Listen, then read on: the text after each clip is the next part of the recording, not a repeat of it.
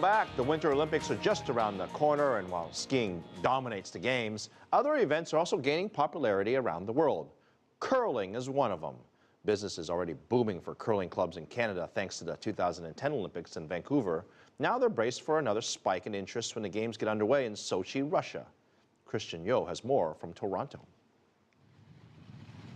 On the slopes of Lake Louise in Western Canada, the world's top skiers are out in force. They're here for the Alpine Skiing World Cup, and it's also a chance to prepare and give the public a taste for the Winter Olympics in February.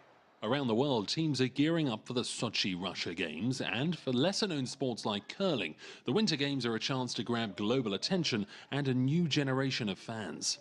Since Vancouver 2010, curling's become a hugely popular sport, especially among young people. They're, mid-20s to mid-30s. Originating in medieval Scotland in the 16th century, curling featured in the first ever Winter Olympics in 1924 as a demonstration sport, but it wasn't made an official event until 1998. In the US, much like in Canada, ice hockey and skiing are still the dominant winter sports, but thanks to indoor arenas, curling's building a following in the unlikeliest of areas. It hasn't been a huge sport in the States because of more action-packed sports like football and hockey, but the social dimensions of curling have made it more popular in warmer states, especially like Tennessee, North and South Carolina, California. So, what's behind the momentum of interest in curling?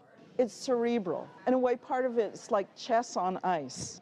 We say that there's the three parts of curling, so it's a third the delivery, a third the sweeping, and a third the strategy.